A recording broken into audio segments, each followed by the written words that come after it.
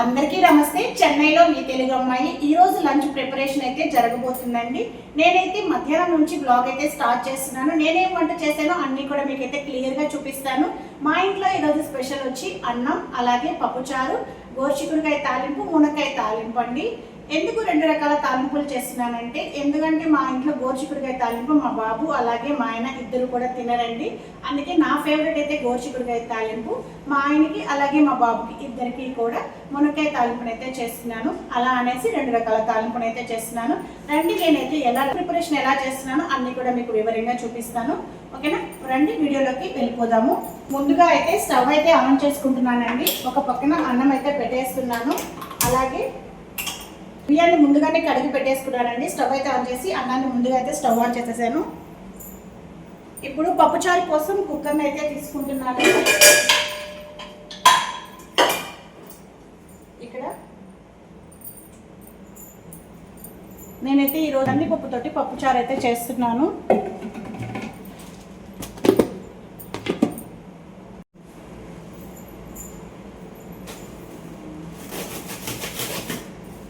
ఈ మధ్య డిమార్ట్కి అయితే వెళ్ళేసి వచ్చామండి. ఇంట్లో సామాన్లు అన్నీ కూడా నిండుకుంది, అందుకే వెళ్ళి డిమార్ట్లో సామాన్లు అన్నీ కూడా తీసుకొచ్చాను. డిమార్ట్లో సామాన్ క్వాలిటీ అంటే నాకు చాలా ఇష్టం అండి. క్వాలిటీ బాగుంటుంది. నేను ఎప్పుడు కూడా డిమార్ట్కే వెళ్ళి షాపింగ్ అయితే చేస్తూ ఉంటాను. సరుకులు కొంచెం ఆఫర్స్ అనేవి ఎక్కువ ఇస్తూ ఉంటాడండి డిమార్ట్లో. ఆఫర్స్ ఉండేటప్పుడు తెచ్చుకున్నామంటే మనకి చాలా సేవ్ అయితే అవుతుందండి మనీ పరంగా. ఇప్పుడు పప్పుచారు కోసం అయితే కందిపప్పును అయితే వేసుకుంటున్నానండి.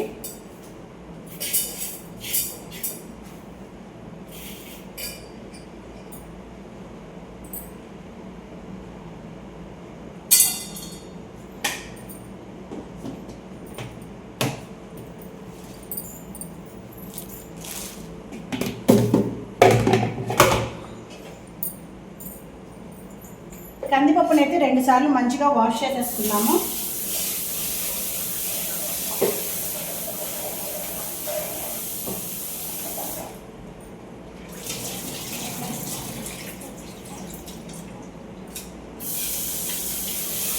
ఒక కప్పు కందిపప్పుకి 3 కప్పుల నీళ్ళని అయితే పోసుకున్నామంటే కరెక్ట్గా ఉడుకుతుందండి. ఎక్కువ తక్కువ కాకుండా సరిపోతుంది. పప్పుచారు చాలా టేస్టీగా రావాలంటే ఇలా నేను చేసిన ప్రాసెస్లో ఒకసారి అయితే చేసేసేయండి. పప్పుచారు చాలా టేస్టీగా ఉంటుంది. ఇక్కడైతే ఒక కప్ కందిపప్పును అయితే తీసుకుంటున్నానండి. ఇప్పుడు 3 కప్పుల నీళ్ళని అయితే యాడ్ చేసుకుంటున్నాను.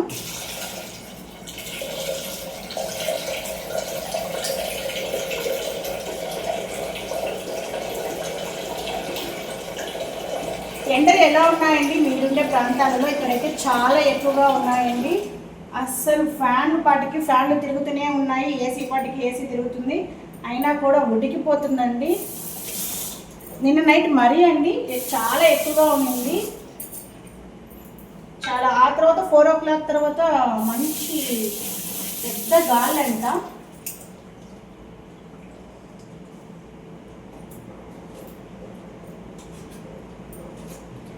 ఇలా కందిపప్పులోకి ఒక 3 టమాటాలను అయితే వేసుకోవాలి. 3 టమాటాలను అయితే వేసుకోవటం వల్ల పప్పుచారు టేస్ట్ అనేది బాగుంటుందండి. 3 టమాటాలని కూడా పైన ఉండే ఈ పై భాగాన్ని కట్ చేసేసి తర్వాత యూజ్ చేయండి. పైన ఉండే ఈ భాగాన్ని అస్సలు తినకూడదండి. ఇలా పై ఉండే భాగాన్ని తినటం వల్ల కిడ్నీలో రాళ్ళు అనేవి ఏర్పడతాయంట. అస్సలు యూజ్ చేయకూడదు.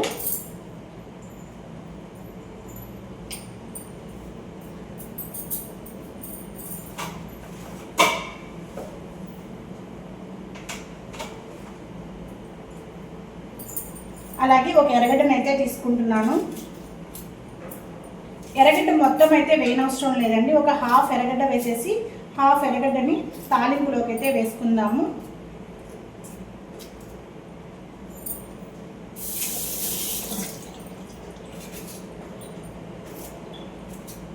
ఇలా కొంచెం ఎర్రగడ్డ అయితే వేసేస్తున్నాను. ఇప్పుడు పచ్చిమిరపకాయలను అయితే యాడ్ చేసుకున్నాము. ఇప్పుడే మార్కెట్కి వెళ్ళేసి వచ్చారండి, అందుకే ఇంకా క్లీన్ చేసి పెట్టలేదు.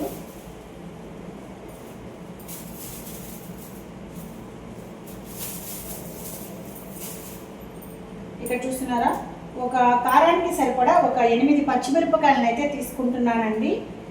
మీ టేస్ట్కి తగ్గట్టు మీరు తీసుకోండి. కారం ఎక్కువగా తినే పని అయితే ఇంకొక 2-3 పచ్చిమిరపకాయలను అయితే తీసుకోండి. మీడియంగా తినేవాళ్ళు ఒక 8 మిరపకాయలు అయితే సరిపోతుంది. ఇవి మరీ చిన్నవిగా ఉన్నాయి కాబట్టి నేనైతే చూసి తీసుకుంటున్నాను. చూడండి, కారానికి సరిపడా పచ్చిమిరపకాయలను అయితే యాడ్ చేసుకుంటున్నాను.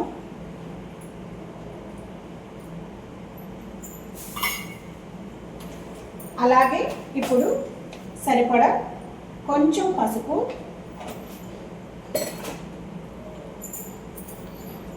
ఇప్పుడైతే చింతపండుని యాడ్ చేసుకుందామండి. చాలామంది అనుకుంటారు కందిపప్పులో చింతపండు వేయటం వల్ల కందిపప్పు అనేది ఉడకదు అనుకుంటారండి. అలా ఏం లేదండి, ఉడికిపోతుంది. ఒక చిన్న సైజు లెమన్ సైజ్ అంతా చింతపండుని అయితే తీసుకొని నీట్గా వాష్ చేసుకోండి. ఏమైనా వెంట్రుకలు, చెత్త అలాంటిది ఏమైనా ఉందేమో అనేసి ఒకసారి చెక్ చేసుకొని తర్వాత అయితే యూజ్ చేయండి. చూస్తున్నారా, వేసేస్తున్నాను.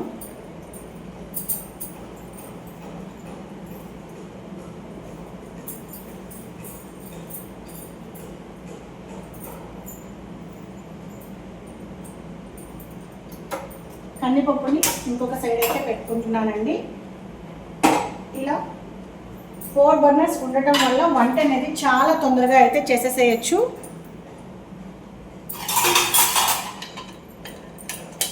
కుక్కర్ మూతనైతే పెట్టేస్తున్నాను.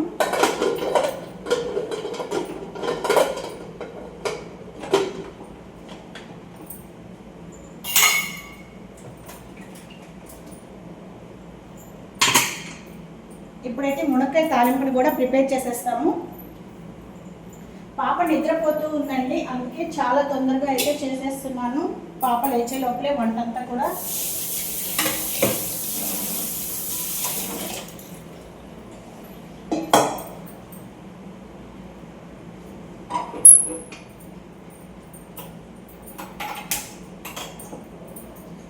ఇలా కడాయి కడిగిన తర్వాత వాటర్ అనేవి లేకుండా మనం వంచేసి తర్వాత స్టవ్ పైన పెట్టడం వల్ల గ్యాస్ అనేది తక్కువగా ఖర్చు అవుతుందండి. అలాగే నీళ్ళ ద్వారా పెట్టడం వల్ల ఎక్కువసేపు కడాయి కాలి గ్యాస్ అనేది ఎక్కువగా వేస్ట్ అవుతుంది.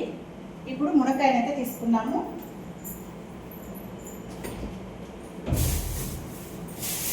ఆల్రెడీ నేనైతే మునక్కాయని కట్ చేసి ఫ్రిడ్జ్లో పెట్టుకోన్నానండి. చాలా సింపుల్గానే చేసేసేయచ్చు మునక్కాయ తాలింపుని, చాలా టేస్టీగా ఉంటుందండి. ఎక్కువగానే ఉన్నాయి మునక్కాయలు, కొంచెం తీసుకున్నాము, కొంచెం అయితే ఎత్తి పెట్టుకున్నాము. ఇంకో రోజుకి యూజ్ అవుతుంది. ఇంకొంచెం ఎత్తి పెట్టుకున్నాను. సాంబార్ అయితే చేసేటప్పుడు ఇలా మునక్కాయలు వేసామంటే టేస్ట్ అనేది బాగుంటుంది.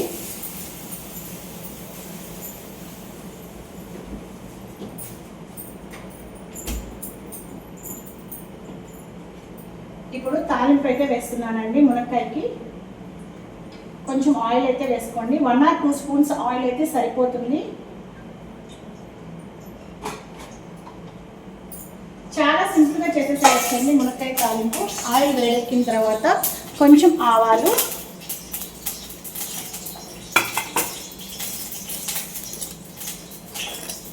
ఆయిల్ వేడెక్కాలండి.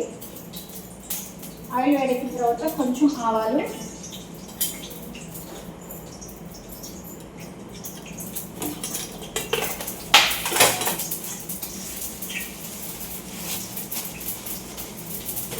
కొంచెం జీలకర్ర,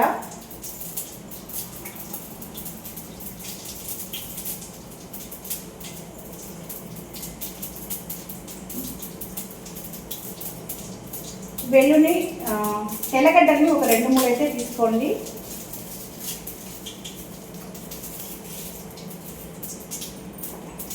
ఈ 2-3 ఈ విధంగా స్మాష్ చేసుకోవాలి. స్మాష్ చేసి వేసుకునేస్తాము.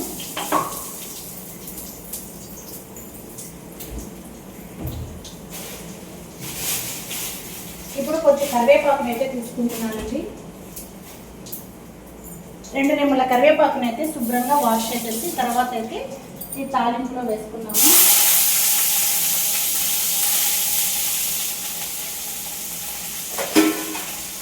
మునక్కాయని శుభ్రంగా వాష్ చేసుకోవాలండి.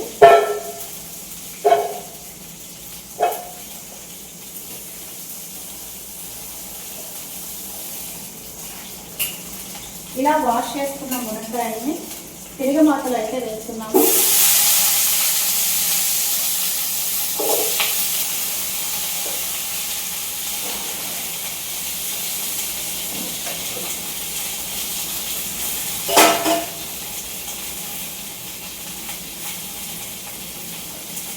మునక్కాయలో కొంచెం పసుపు అలాగే కొంచెం రాళ్ళ ఉప్పుని యాడ్ చేసేసి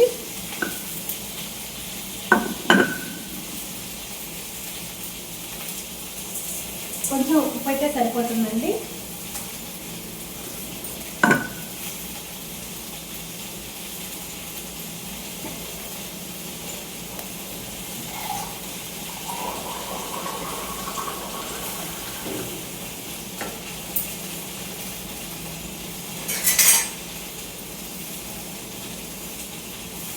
ఇప్పుడు ఒకసారి మిక్స్ చేసుకున్నామండి.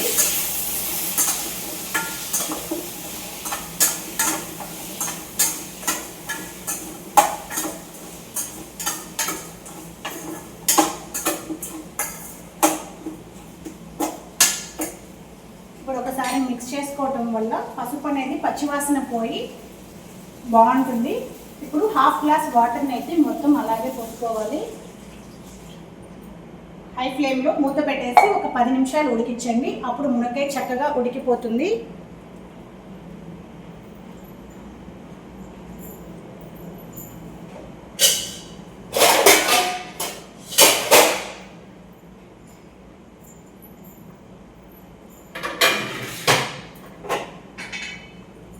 మూత పెట్టేస్తున్నాను.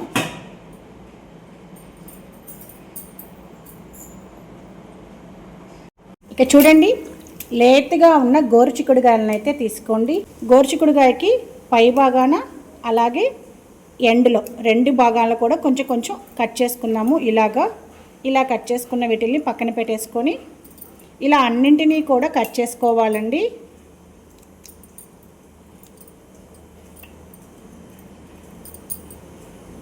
ఇలా కట్ చేసుకున్న తర్వాత అన్నింటినీ కూడా సమకూర్చుకోవాలి. ఇప్పుడు ఒక మీడియంగా చూస్తున్నారా, ఈ విధంగా కట్ చేసుకోవాలండి. గోరుచిక్కుడుకాయల్ని గమనిస్తున్నారా? ఇలా కట్ చేసుకునేసి అన్నింటినీ కూడా ఇక చూడండి, అన్నింటినీ కూడా ఈ విధంగా అయితే కట్ చేసుకున్నాను. మా అమ్మ వాళ్ళైతే, నేనైతే కట్ చేసుకున్నాను కదండి కత్తితోటి, మా అమ్మ వాళ్ళైతే చేతితోటే ఇక్కడ చూస్తున్నారా ఇలా అనేసి ఈ పీచుని ఇలా తీసి వలుచుకునే వాళ్ళండి. కానీ ఇప్పుడు నేనైతే కత్తితోటి అయితే కట్ చేసుకున్నాను. ఒకవేళ మీరు కూడా ఇలా చేత్తో కట్ చేసుకోవాలనుకుంటే కట్ చేసుకోవచ్చు. ఇలాగా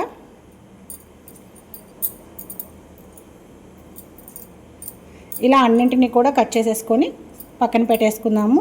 ఇప్పుడైతే ఈ చిక్కుడుకాయల్లోకి వేయవలసిన పొడిని అయితే ప్రిపేర్ చేసుకుందామండి. ఆ తర్వాత పోపునైతే వేసుకుందాము. ముందుగా స్టవ్ ఆన్ చేసుకునేసి కడాయి అయితే పెట్టుకోవాలండి. కడాయి వేడెక్కిన తర్వాత చూస్తున్నారా, ఎండుమిరపకాయలను అయితే వేసుకుంటున్నానండి. కారానికి సరిపడా ఎండుమిరపకాయలను అయితే వేసుకోవాలి. సేపు డ్రై రోస్ట్ అయితే చేసుకోవాలి. ఎటువంటి ఆయిల్ అలాంటివి ఏం అవసరం లేదండి. ఎండుమిరపకాయలని మాత్రమే కడాయిలో వేయించుకుంటే సరిపోతుంది. శనగుల్ని కూడా వేసుకున్నాము. పుట్నాల పప్పు అంటారు కదండి, తినే శనగపప్పు, పుట్నాల పప్పు, ఇలా ఎన్నో రకాలు ఉన్నాయి కదా, వీటికైతే పేరు. ఈ పుట్నాల పప్పును కూడా కొంచెంసేపు అలా వేయించుకున్నాము. కొంచెం నేనైతే రోకలితోటి ఇలా కొంచెం స్మాష్ అయితే చేసుకున్నాను. ఇలా ఎండు కొబ్బరిని కూడా కొంచెంసేపు ఫ్రై చేసుకోవటం వల్ల టేస్ట్ అనేది బాగుంటుంది. వీటన్నింటినీ కూడా చక్కగా వేయించేసుకున్నాము.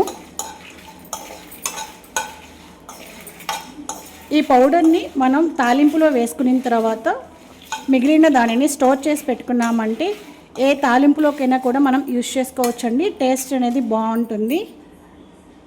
ఒకవేళ వేయించుకొని పౌడర్ చేసుకోవటం మీకు ఇష్టం లేకపోతే డైరెక్ట్గా కూడా అలాగే మిక్సీలో వేసుకొని మనమైతే పౌడర్ అయితే చేసుకోవచ్చు. కానీ వేయించుకొని పౌడర్ చేయటం వల్ల టేస్ట్ అనేది ఇంకా బాగుంటుంది. పౌడర్ని కూడా ఎక్కువ రోజులు మనమైతే స్టోర్ అయితే చేసుకోవచ్చు.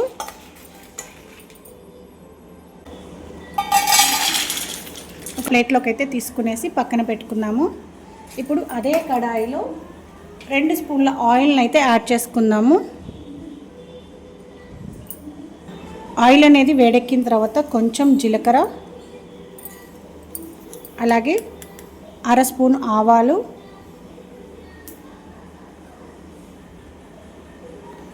ఆవాలు వేసిన తర్వాత ఆవాలు అనేవి చిటపటలాడాలండి. ఇక్కడ చూస్తున్నారా, తెల్లబాయిల్ని అయితే స్మాష్ చేసుకొని వేసుకుందాము. వీటన్నింటినీ ఆయిల్లో ఫ్రై చేసుకుందాము. చూస్తున్నారా, కొంచెం కరివేపాకును కూడా శుభ్రం చేసుకొని ఆయిల్లో అయితే వేసుకోవాలి. కట్ చేసి పక్కన పెట్టుకున్న చిక్కుడుకాయలను అయితే వేసేసుకోవాలండి ఆయిల్లో. కొంతమంది చిక్కుడుకాయలు అయితే ముందుగానే ఉడకబెట్టుకొని ఆ తర్వాత పోపు అయితే వేసుకుంటారు, అలా కూడా చేసుకోవచ్చు.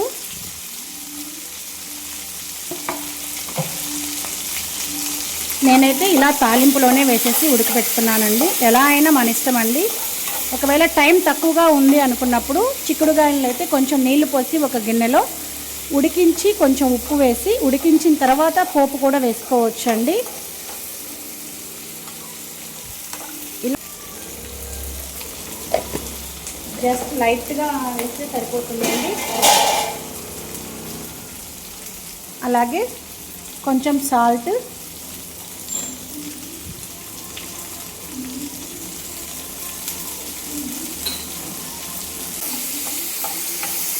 బాగా మిక్స్ చేసుకునేసిన తర్వాత వాటర్ని అయితే పోసుకుంటున్నాను. ఇలా వాటర్ని పోసిన తర్వాత చక్కగా మూత అయితే పెట్టేసుకుందాము. మూత పెట్టేసి ఒక 10 నుంచి 15 నిమిషాలు లో ఫ్లేమ్లో ఉడికివ్వండి. చక్కగా ఉడికిపోతాయండి.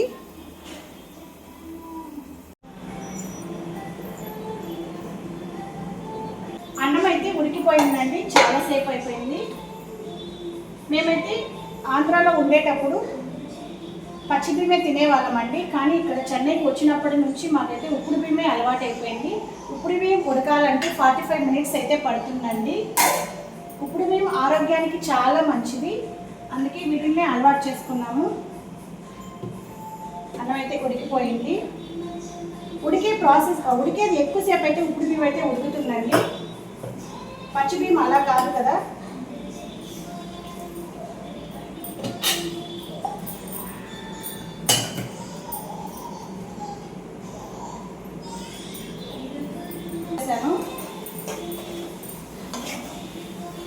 చిక్కుడుకాయని తాలింపు అయితే వేసుకునేసాను. చిక్కుడుకాయని తాలింపు అయితే వేసేసాను. పప్పు కూడా చక్కగా ఉడికిపోయిందండి. చూద్దాం.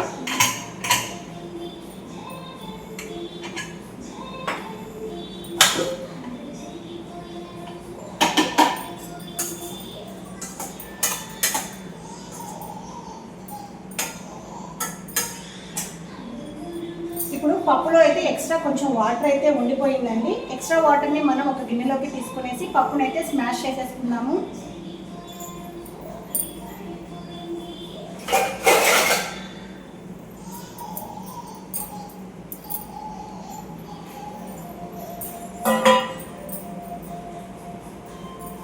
ఎక్స్ట్రా వాటర్ని వంపుకునేస్తాము.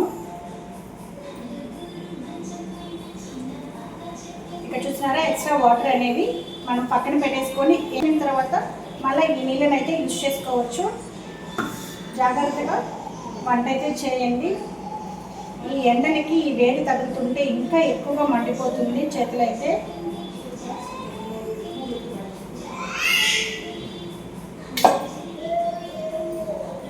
ఇప్పుడు ఈ పప్పులో కొంచెం రాళ్ళ ఉప్పు అయితే యాడ్ చేసుకుందాము.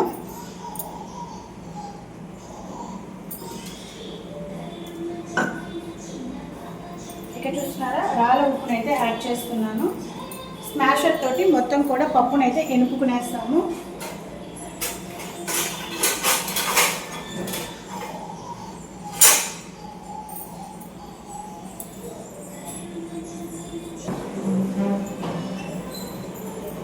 ఇప్పుడైతే స్మాషర్ తోటి పప్పునైతే ఎనుపుకునేస్తాము.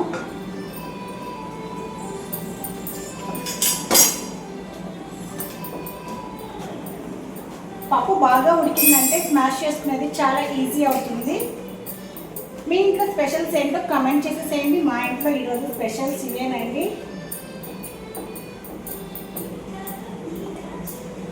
అసలు ఈరోజు నైట్ అయితే చాలా ఎక్కువగా ఎండలు ఉండిందండి. నైట్ అయితే నిద్రే పోలేదు. మేమైతే చాలా ఎక్కువగా ఉడికిపోయిందండి. అసలు నైట్ ఒక 12 o'clockకి ఏసీ కూడా రన్నింగ్లోనే ఉండింది, అయినా కూడా అస్సలు చాలా అంటే చాలా వేడిగా ఉండిందండి. ఒక 4 o'clockకి మళ్ళీ గాలి అయితే స్టార్ట్ అయింది, చాలా పెద్ద గాలండి.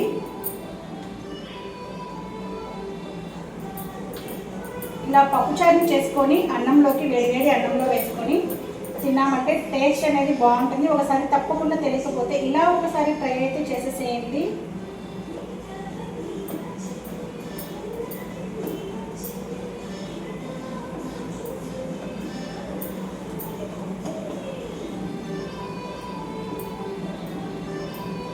అయితే గంజి అయితే వండిపోయిందండి. ఇప్పుడు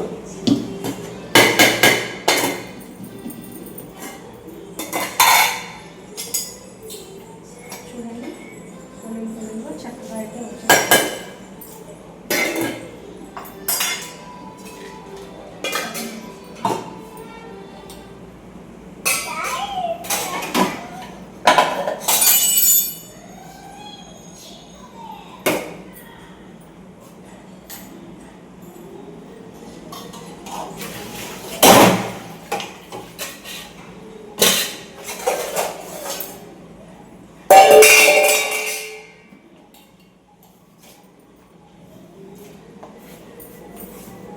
వంట చేయడం ఈజీ, కానీ ఎక్స్ట్రా పనులేనండి.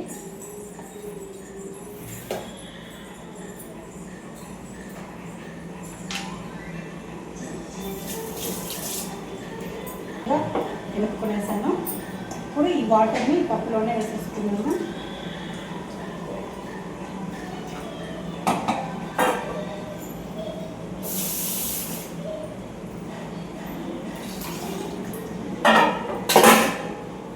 ఇదంతా కూడా నీట్గా తీసేసుకున్నామండి.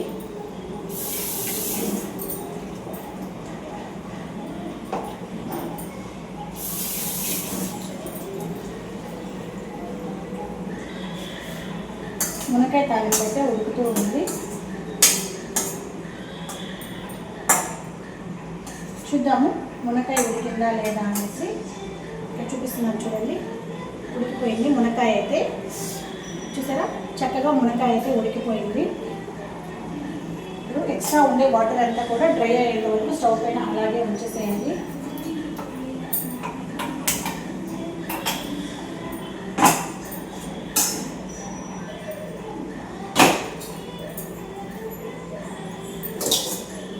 ఇప్పుడు పప్పులోకి పోపుని అయితే పెట్టుకునేస్తాము. పోపు కోసం కడాయిని పెట్టేసి ఒక 2 స్పూన్ల ఆయిల్ అయితే యాడ్ చేసుకుంటున్నానండి.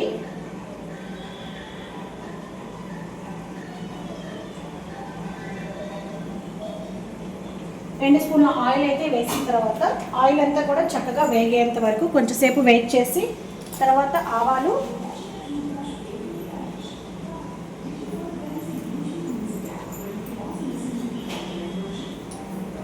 అర స్పూన్ ఆవాలు, జీలకర్ర,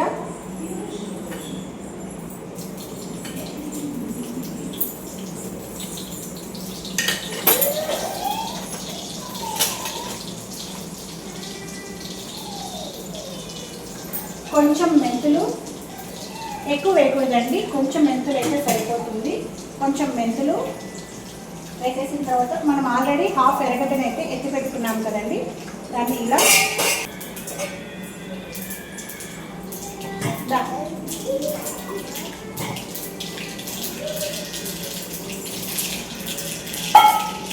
ఆవాలు చుట్టుపక్కల ఆడిన తర్వాత ఎర్రగడ్డలను అయితే ఈ విధంగా ముక్కలుగా తీసుకొని వేసుకునేస్తాము.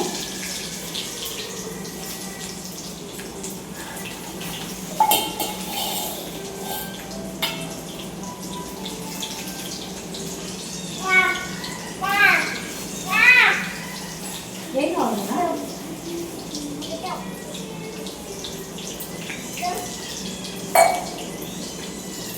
కరివేపాకుని కూడా శుభ్రంగా వాష్ చేసేసి తర్వాత పోపులో అయితే వేసుకున్నాము.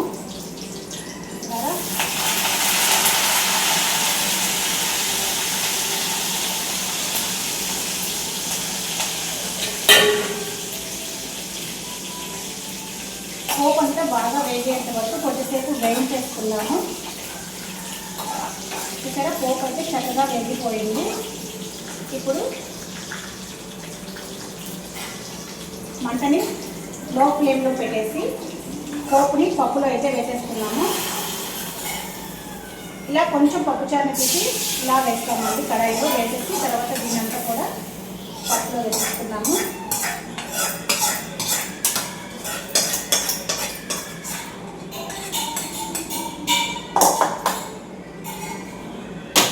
హై ఫ్లేమ్లో కొంచెంసేపు అయితే ఉడికిస్తాము. హై ఫ్లేమ్లో పప్పుని కొంచెంసేపు పొంగు వచ్చేంత వరకు ఉడికిచ్చేసి ఆ తర్వాత స్టవ్ అయితే ఆఫ్ చేసుకున్నాము. ఎంతో టేస్టీగా ఉండే పప్పుచారు అయితే రెడీ అయిపోయిందండి. ఇప్పుడు ఒకసారి ఉప్పు చూసుకుందామండి.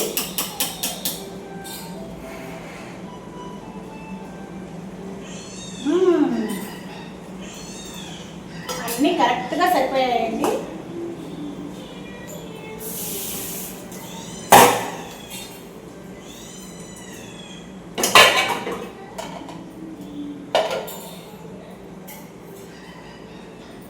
కొంచెంసేపు లో ఫ్లేమ్లో హై ఫ్లేమ్లోనే పప్పుని అయితే ఉడికించుకున్నాము. ఒక పక్కన చిక్కుడుకాయలు అయితే ఉడుకుతున్నాయి. ఇలా ఉడుకుతుండగా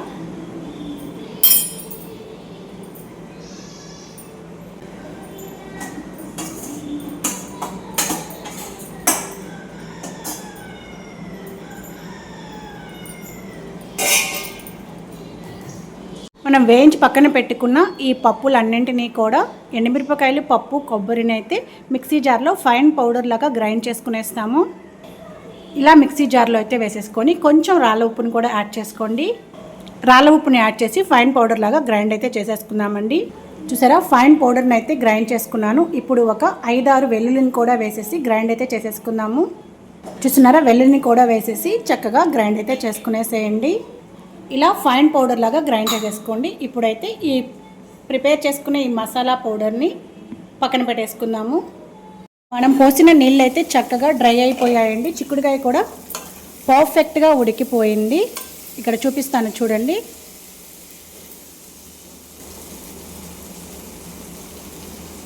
చూడండి, బాగా ఉడికిపోయింది. ఇప్పుడు ఒకసారి బాగా మిక్స్ చేసేసుకొని మనం ప్రిపేర్ చేసుకున్న ఈ పౌడర్ని అయితే వేసేసుకుందాము. ఒక 2 స్పూన్లు అయితే సరిపోతుందండి. పౌడర్ని అయితే వేసేసుకొని ఒకసారి బాగా మిక్స్ చేసుకున్నాము. ఈ పౌడర్ని ఈ చిక్కుడుకాయ తాలింపులోకి వేసుకొని ఒకసారి ట్రై చేయండి. టేస్ట్ మాత్రం చాలా బాగుంటుంది. తెలియకపోతే మాత్రం తప్పకుండా నేను చేసిన ఈ ప్రాసెస్లో చిక్కుడుకాయ తాలింపుని ఈ పౌడర్ వేసి చేసి చూడండి. చిక్కుడుకాయ తినని వాళ్ళు కూడా ఎంతో ఇష్టంగా అయితే తినేస్తారండి. చూస్తున్నారా, చూసేందుకే చాలా కలర్ఫుల్గా ఉంది కదా. ఒకసారి తప్పకుండా అయితే ట్రై అయితే చేసేసేయండి. చాలా బాగుంటుందండి. వేసేసిన తర్వాత 2 నిమిషాల తర్వాత స్టవ్ అయితే ఆఫ్ చేసుకోండి. మరీ ఎక్కువసేపు ఏమీ ఉంచుకోని అవసరం లేదు. ఎందుకంటే ఆల్రెడీ మనం పొడిని అంతా కూడా ఆయిల్లో వేయించుకున్నాం కదా, ఆల్రెడీ వేయించున్నాం కదండి. ఇలా కొత్తిమీరని లాస్ట్లో కొంచెం అయితే వేసేసి స్టవ్ అయితే ఆఫ్ చేసేసుకున్నాము. అయితే వేడి వేడి అన్నం, టేస్టీగా ఉండే పప్పుచారు, ఎంతో ఎమ్మీగా ఉండే చిక్కుడుకాయ తాలింపు, అలాగే మునక్కాయ తాలింపు, అలాగే ఉడకబెట్టిన గుడ్లు. ఓకేనా, బాయ్. ఈ వీడియో మీకు నచ్చినట్లయితే తప్పకుండా like, share and comment. See you next video. Bye.